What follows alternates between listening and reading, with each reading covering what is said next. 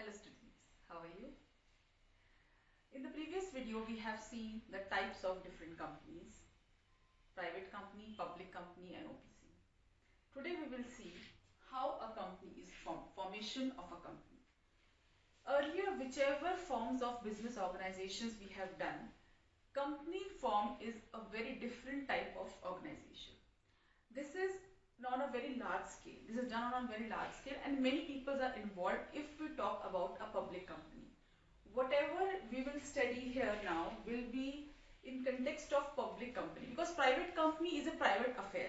Some few individuals, private individuals just carry out the business in a company that is private company. But in public company, many people are involved because the shares of a public company are issued in general public and the capital is the general public's capital is being involved, being used in a public company.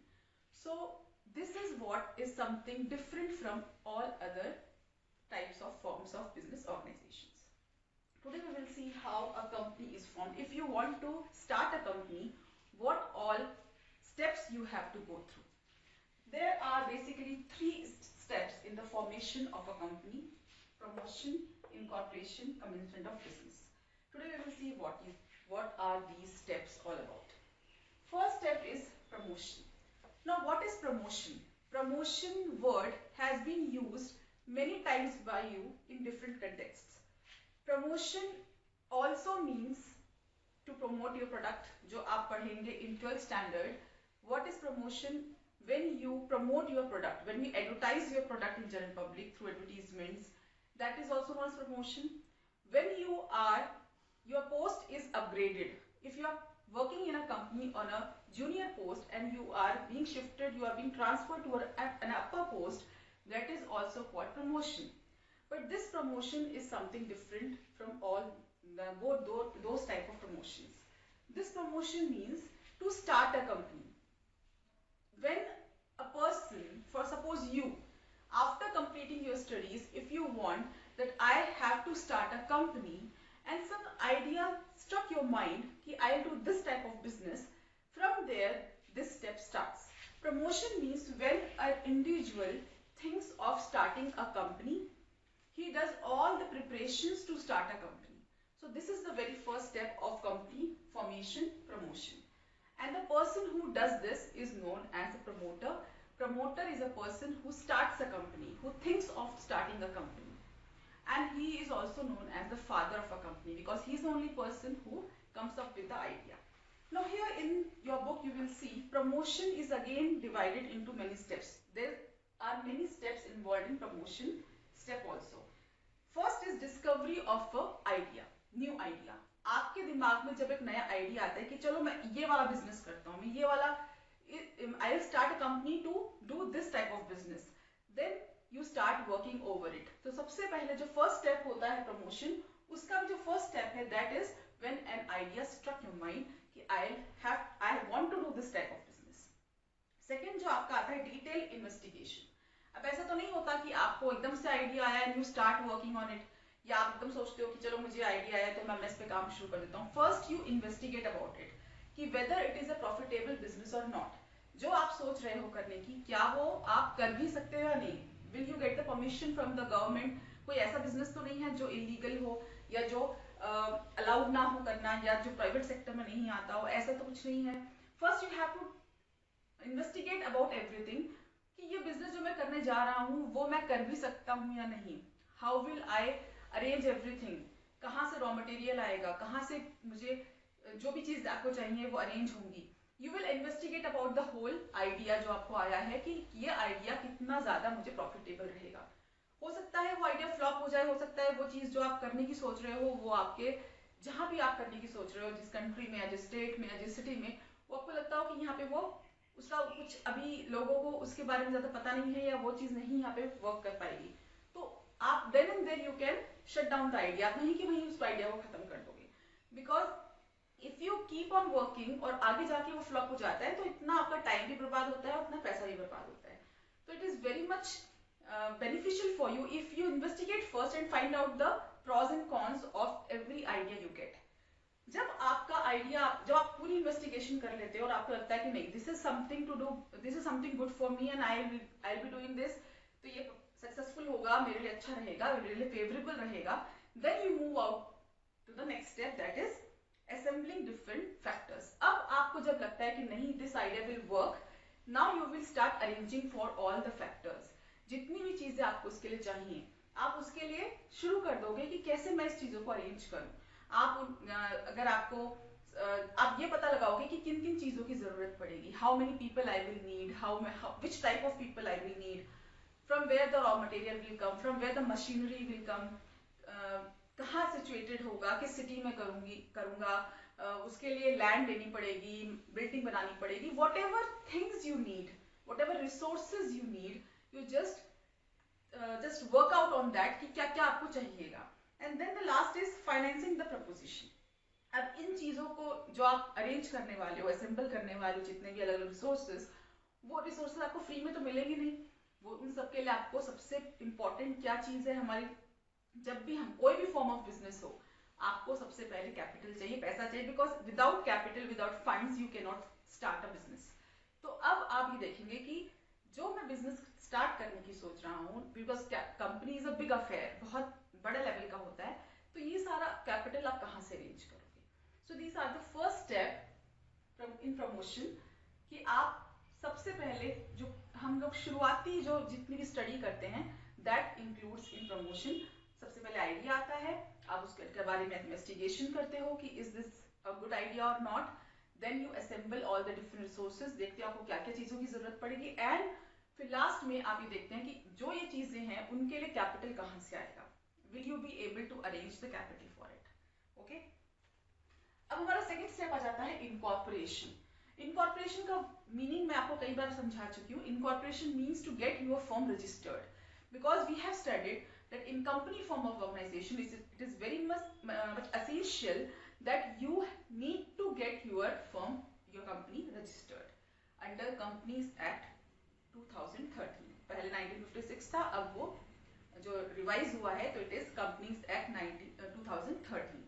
तो अब आपको उसके under अपने company को register करवाना पड़ेगा, whether is a private company or a public company or an OPC, कोई भी टाइप ऑफ कंपनी हो, you have to get it registered under Companies Act 2013। This is a very important step, इसके बिना आप business start नहीं कर सकते। तो अब इसमें क्या होता है, आपके बुक में बहुत लंबा एक प्रोसीजर दिया हुआ है, आपको इतना नहीं करना है, आपको बहुत शॉर्ट में करना है। आपको सिर्फ ये स्टेप्स पता होने चाहिए, और इस स्टेप पे, हर स्टेप पे क्या होता है वो आपको कंसेप्ट क्लियर होना चाहिए। जैसे आपको प्रमोशन में पता है कि क्या होता है, कि नया आइडिया आता है, उसके बारे में इन्वेस्टिगेशन करते हैं, and then you, if it is fruitful, if it is favourable, you carry forward your idea. Incorporation में आप क्या करते हैं, जब आपने प्रमोशन में आइडिया आपका आपने कंफर्म कर लिया कि yes I have to do this, और सब कुछ आपने अरेंज कर लिया, फैक्टर्स जो भी डिफरेंट थे, कैपिटल भी आपने अरेंज कर लिया, now you have to get your firm, your company registered. उसके लिए आप क्या करेंगे, जो इस स्टेप में इनकॉर्पोरेशन में आप क्या करेंगे, आप अपने जितने भी डॉक्यूमेंट्स हैं, उन डॉक्यूमेंट्स को आप रजिस्ट्रार के पास भेजोगे। जो भी आपका स्टेट, हर स्टेट में एक रजिस्ट्रेशन ऑफिस होता है, रजिस्ट्रार होता है, आप अपनी स्टेट के रजिस्ट्रार के पास अपनी सारी डॉक्यूमेंट्स जो हैं वो भेजेंगे।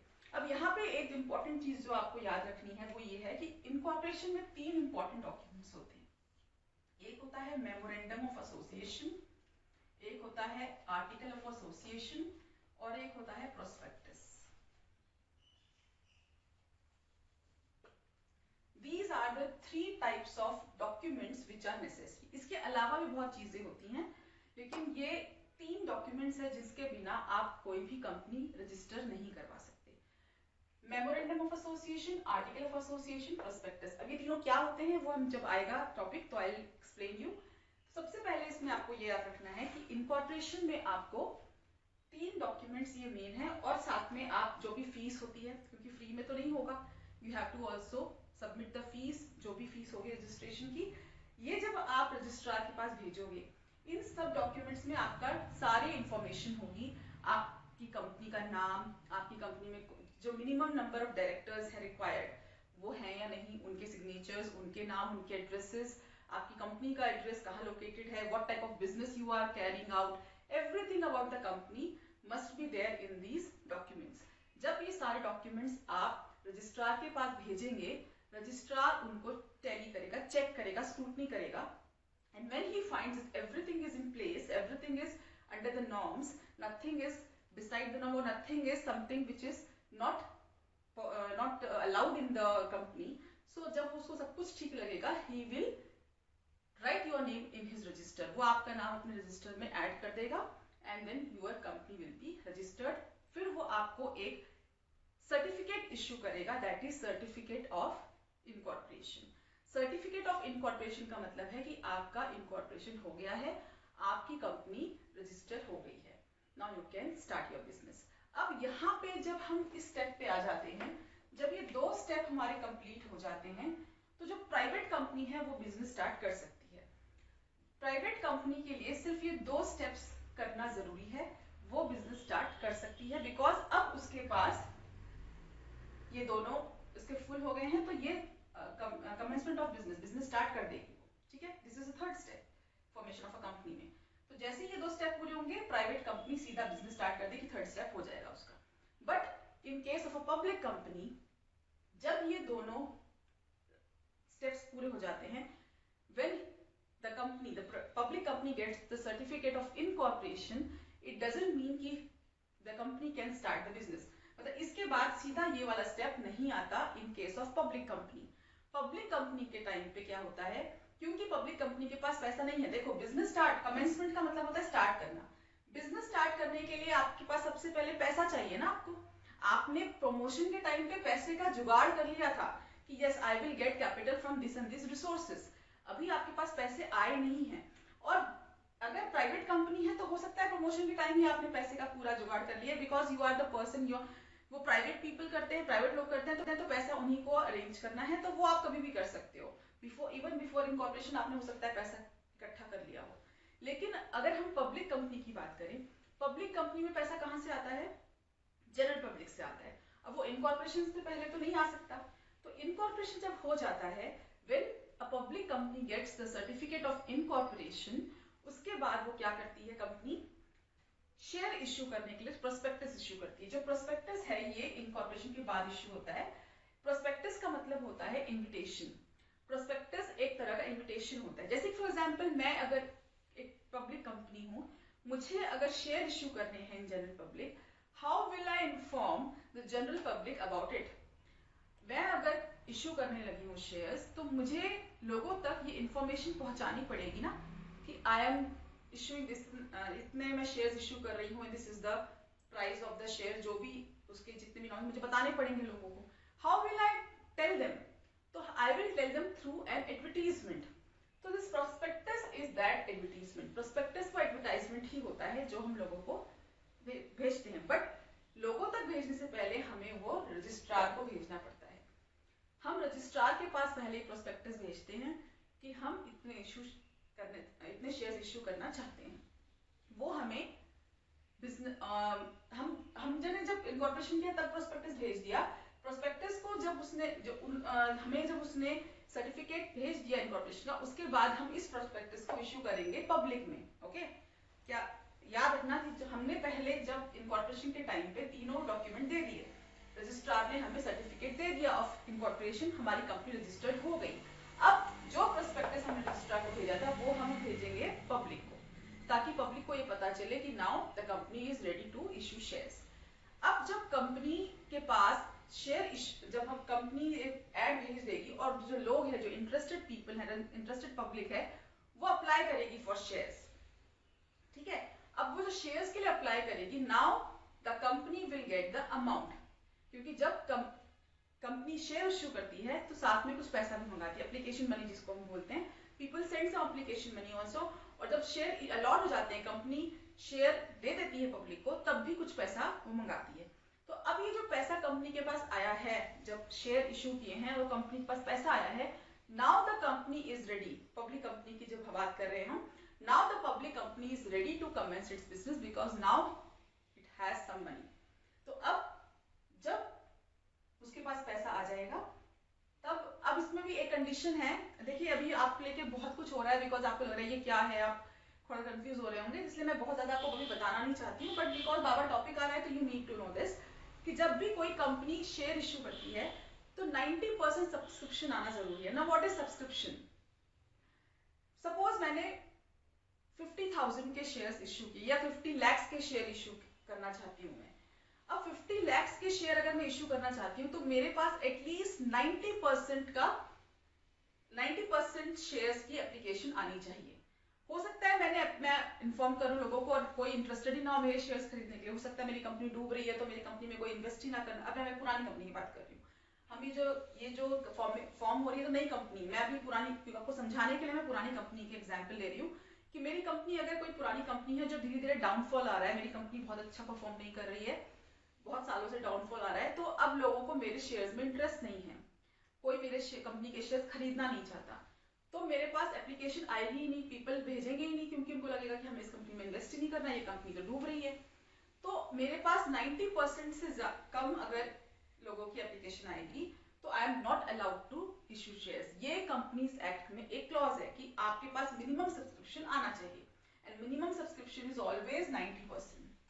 मिनिमम सब्सक्रिप्शन इज ऑलवेज 90%, कि 90% आपके पास आना चाहिए। मतलब 50 lakhs अगर मैं शेयर इश्यू कराती हूँ तो एटलीस्ट 45 lakhs का मेरे पास आना चाहिए एप्लीकेशन, ठीक है। अब अगर मेरे पास एप्लीकेशन नहीं आई इतने शेयर्स की तो मैं आगे मैं बिजनेस, क्योंकि मेरे पास मैं शेयर इश्यू नहीं करूंगी तो मेरे पास पैसा नहीं आएगा, तो मैं जो जिस भी पर्पस के लिए मैं पैसा चाहती थी वो नहीं आ पाएगा। अब अगर हम नई कंपनी की बात करें, नई कंपनी ने अभी तक बिजनेस स्टार्ट ही नहीं किया, वो अभी बन रही है, इनकॉर्पोरेट हो गई, रजिस्टर हो गई, अब उसने शेयर इश्यू करने के लिए प्रोस्पेक्टस इश्यू कर दिया, जनरल पब्लिक ऐड कर दिया। अब अगर लोग उसको 90% सब्सक्रिप्शन उसको जब मिल जाएगा तो वो रजिस्ट्रार के पास इस चीज का उसको अप्लाई करेगी कि नाउ आई हैव गॉट 90% से ज्यादा का सब्सक्रिप्शन मेरे पास आ चुका है, तो now I need to start the business.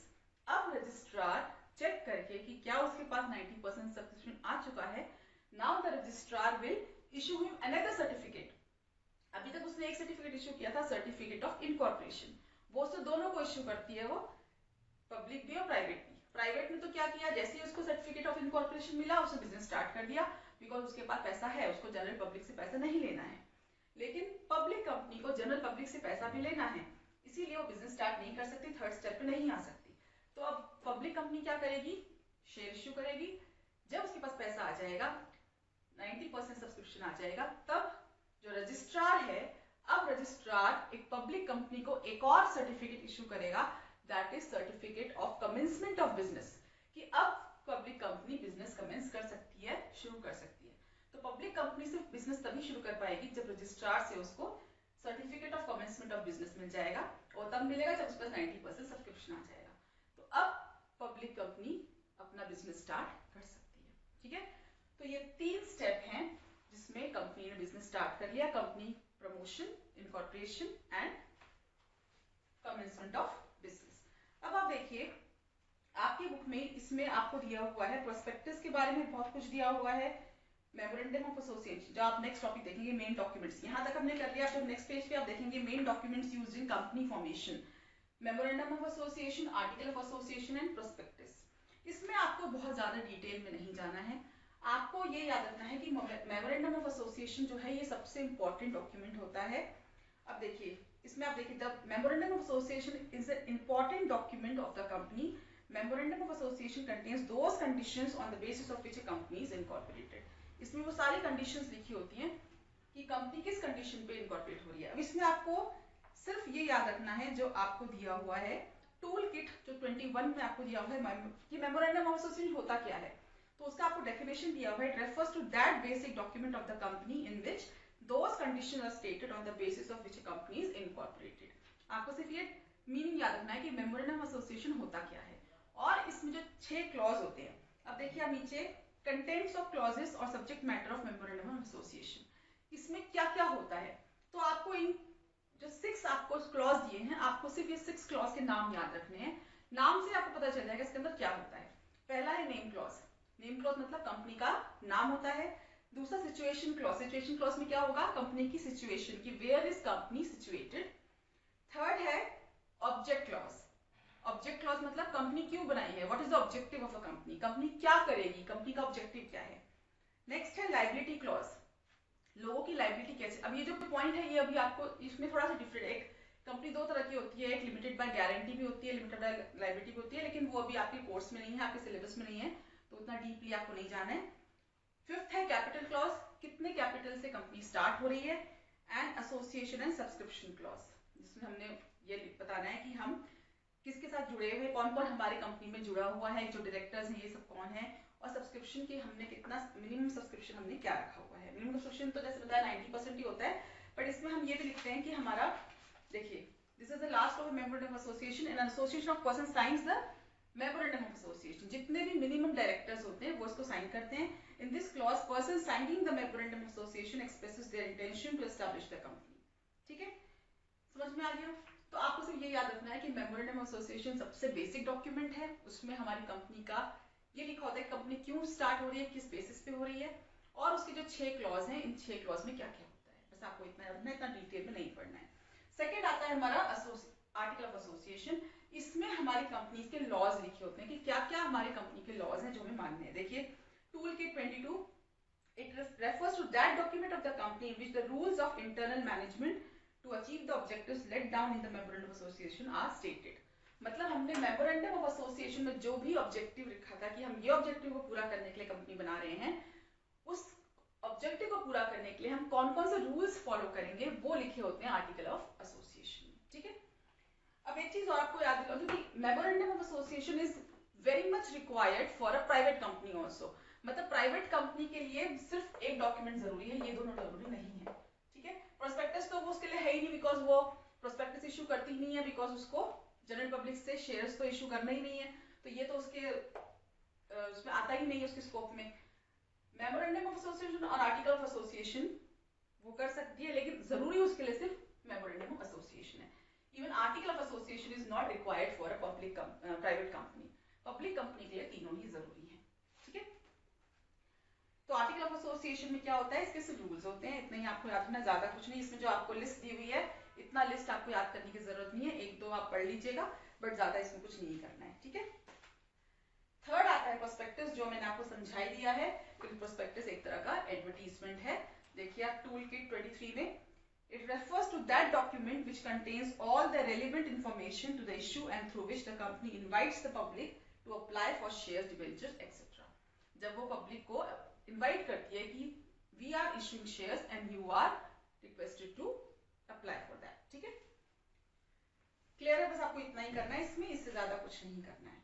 Okay, तो इस चैप्टर में सॉरी इस यूनिट के इस टॉपिक में, इस चैप्टर में आपको इतना ही करना है फॉर्मेशन ऑफ अ कंपनी में, कि 3 स्टेप होते हैं मेन इसमें, प्रमोशन में 4 अगेन स्टेप होते हैं, जो सबसे पहले आइडिया आना, उसको इन्वेस्टिगेट करना, उसके डिफरेंट फैक्टर्स को असेंबल करना, और फिर कैपिटल के लिए सोचना कि कैपिटल कहाँ से आएगा। इनकॉर्पोरेशन में हम सारे डॉक्यूमेंट्स अपने रजिस्ट्रार को भेजते हैं, जिसमें 3 डॉक्यूमेंट मेन है, memorandum of association, article of association, prospectus. Public company के लिए तीनों जरूरी हैं, प्राइवेट कंपनी सिर्फ एक से भी काम चला सकती है। जब रजिस्ट्रार आपका नाम रजिस्टर कर लेता है और आपको सर्टिफिकेट ऑफ इनकॉर्पोरेशन इश्यू कर देता है, private company can immediately start the business, commence the business, third step पे आ जाती है। बट पब्लिक कंपनी अभी भी नहीं आ सकती, बिकॉज उसके पास कैपिटल नहीं है। तो पब्लिक कंपनी इसके बाद प्रोस्पेक्टस इश्यू करती है पब्लिक को, जब पब्लिक से उसको 90% मिनिमम सब्सक्रिप्शन मिल जाता है, तब रजिस्ट्रार उसे एक और सर्टिफिकेट इश्यू करता है, that is certificate of commencement of business, and after that only a public company can start its business. Clear है? I think everything is clear. थोड़ा सा आपको कंफ्यूजिंग लग रहा होगा, बिकॉज पहली बार आपने पढ़ा है, एक नया चीज है, नया टॉपिक है, और बहुत सारे टर्म्स हैं जो आप पहली बार पढ़ रहे हैं, बट इट इज बहुत ज्यादा डीप में आपको नहीं जाना है। जितना मैंने आपको अभी वीडियो में समझाया है, आपको इतना ही इसमें करना है। आपकी बुक में जो इतना लेंथी में दिया हुआ है, इतना आपको करने की जरूरत नहीं है। All you need to know is the main concepts of every word. जो भी ये टर्म्स हैं, जो भी ये स्टेप्स हैं, डॉक्यूमेंट्स हैं, इनके आपको बेसिक कंसेप्ट्स पता होने चाहिए। एमओए क्या होता है, इसका फुल फॉर्म, और ये बेसिक डॉक्यूमेंट किसके लिए जरूरी है, किसके लिए नहीं है। जैसे ये दोनों के लिए बहुत जरूरी है, बट एओए पब्लिक के लिए जरूरी है, प्राइवेट के लिए नहीं है। प्रोस्पेक्टस में क्या होता है, ये सब बस आपको इतना ही करना है, बहुत डिटेल में नहीं जाना है। हाँ, एमओए के जो 6 क्लॉज हैं वो आपको करने हैं, कि 6 क्लॉजेस में होते हैं, उन 6 क्लॉज में क्या क्या होता है। एओ में रूल्स होते हैं, रूल्स आप एक दो जो है मैं आपको मार्क करवा दूंगी, वो रूल्स ही आपको करने हैं, इससे ज्यादा नहीं करना है, ठीक है। तो ये है हमारा टॉपिक। अब इसके बाद हमारा इस यूनिट में एक टॉपिक रह जाता है, choice of form of business organisation. इसको आप एक बार पढ़ लेंगे तो ये आपका हो जाएगा। इसमें हम ये देखते हैं कि हम अगर बिजनेस करने की सोच रहे हैं तो हम जब अपने 5 पढ़े हैं जो अलग अलग तरह के फॉर्म्स, उसमें से कौन सा चूज करेंगे, तो हम नेक्स्ट वीडियो में इसे देखेंगे। Till then just go through everything, एक बार पढ़ लीजिए। अगर अभी भी थोड़ा सा मुश्किल लग रहा है, you can tell me, I will again explain it to you. Okay, till then take very good care.